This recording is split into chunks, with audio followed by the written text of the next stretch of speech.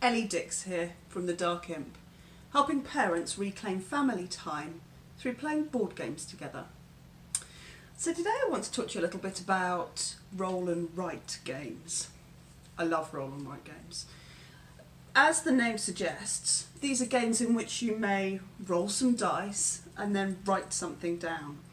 The most sort of well-known of these is probably Yahtzee. So you've got 5 standard dice and a pad, and you're choosing which dice to keep each time and marking it off. Most people know Yahtzee. You can also get some sort of super Yahtzee things and some other categories. You can make up your own categories as well. So Yahtzee is a traditional roll and write. Also, you may know of Beetle Drive. Beetle Drive allows you to kind of create the head, the body, the wings of a beetle, and you're competing against other people. Again, it's a dice rolling. Roll, write it down. But roll and writes are enjoying something of a renaissance. And there are loads of really good ones at the moment. One of my favourites is called Welcome To, which is a slightly strange name, but the idea is that you write in the name of the place. So it says here, welcome to your perfect home. In Welcome To, you're playing an architect or town planner from the 1950s, and you are creating your own estate, I guess. Here are it has 3 streets. Obviously you can see that the top one is shorter, they get progressively longer. In this game, instead of cards, instead of dice to roll, you've got cards, and the cards have numbers on them, and you're going to write the number on the card. Well, you get a choice of 3 cards in one of the numbers of the houses. The numbers have to go in increasing, ascending order. You can have gaps. You can have 1, 3, 4, for example. And then the cards also give you special things you can do. So this is a Parkland card, which means you're going to cross off a Parkland bonus on the row you put it on. And then you're going to get points for different choices. Now in this game, you can see I've laminated this. I love laminating roll and write things. You can use them all over and over again. These usually come with pads of paper, and you can see that these are pretty. They're pretty lovely things. It's not just a classic empty pad or one like Beetle Drive or Yahtzee that you could maybe pick up replacements for. I mean, you can, but this is the main bit of the game. So this is the pad, and it comes with obviously a limited number of sheets. So laminating it will allow you to play it as many times as you want. I've laminated 8 or 9 of these. Another really good thing about roll and writes is you can often play them with as many people as you have sheets for. As long as people can see the central cards, or you have a way of communicating what's on the central cards to everybody, then they can play. I like roll and writes because for families, because each person's playing on their own board. Everybody's using the same resources. Often different ones are different, but for this one, everybody's using the same resources. That everybody's making their own choices, and everybody's putting their choices on their own board. You can't see what anybody else is doing. You're not interested. You're too busy thinking about what you're doing on your board to get the most points. At the end of the game, you kind of add up your scores in all the different categories and work out who the winner is. But until that point, there's no interaction, there's no arguments, there's no fighting for things, there's no take that. There's just sort of solo concentration on a particular thing. Now this has a solo variant, and many other roll and writes do as well. So you can play on your own, you can develop your strategy on your own, you can play with 2 people as easily as you can play with 10. So it's a really nice game, and roll and writes in general are really good for that sort of low interaction, low argument type game. That's Welcome To. I've just received this in the post. This I backed on Kickstarter, I think it was. Rolling Branch is a new roll and write. Again, it comes with pads. Oh, these are ones we've used. haven't laminated these yet. Really must do that before we run out.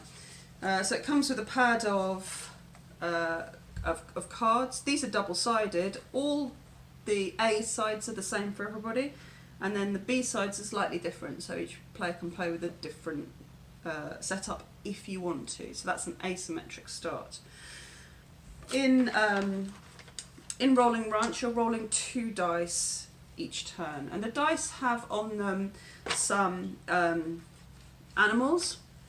So this has pigs and cows and chicken, and on each side there are also other symbols and numbers. You throw both dice and you have to make a choice about which you're using the animal on one dice and the number on the other, and then depending on which choice you've made, you place your animal in a certain part of your ranch, in a certain field.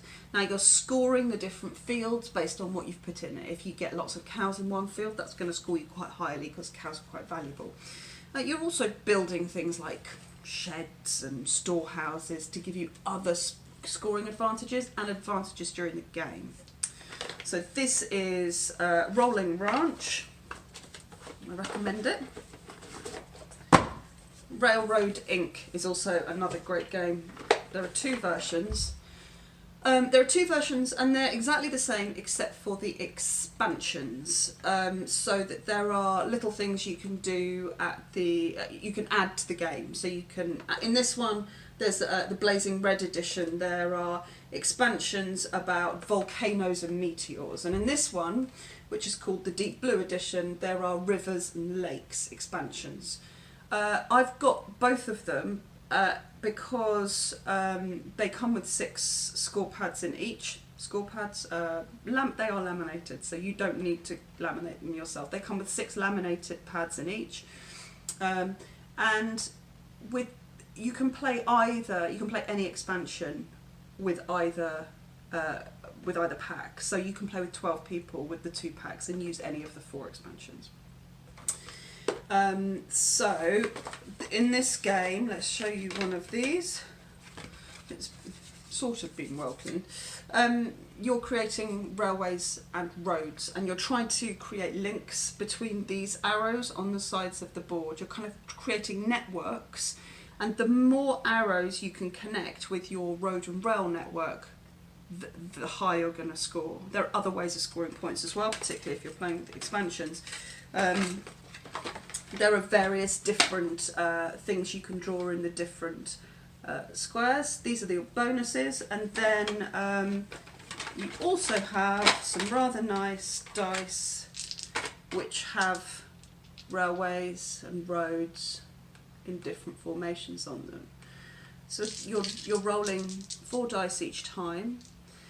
Everybody is going to put on their board all of whatever's showing on the dice, and then they have the option of using the specials 4 times during the game.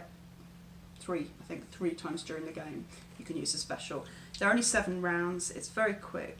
Everybody again is choosing from the same options, but is only working on their own board. So again, very low interaction. You're counting up at the end. And it doesn't take up much space. I mean, none of these games really take up very much space. You can play while you're having dinner. Laminated boards with dry erase pens. They're easy to fit in around other things. These games play quite quickly as well, so you could have them out and about. Have them in the car. You can have them. You can play on the. You can roll the dice into the box on the armrest or the central console or somewhere. Put it on the dashboard. And you just have to shout out what the die rolls are so that everybody knows. It's a good one. That's Railroad Inc. Railroad Inc. Now this is older. I think this is the German edition actually. I didn't realise I was ordering the German edition, but it does look like that. This is different because it is for a maximum of 4 people. But again, it comes with these laminated cards. It's less beautiful, but it's a really good game still, really strong, very quick. plays very easily. It has, this edition has quite a nice lid of the box, and you're supposed to roll into the lid, so again it's very portable. You're rolling 6 dice, and then one player chooses, one player rolls the dice, and then they call out the combined number on the white dice. And then you can choose whether you place this number 9 on your sheet, and then you can place a number on one of the coloured dice on your sheet as well. And you can only cross off numbers from the left to the right, and you're trying to get as many crosses as you can. You can never go backwards. So if you've crossed off number 7 on the blue, you can never go back to number 8 if you haven't crossed it off. You're trying to get the most number of crosses, and you score points for the number of crosses on your board. Simple, very easy to explain, very easy to pull out and bring out and transport. Another great roll and write. I love them.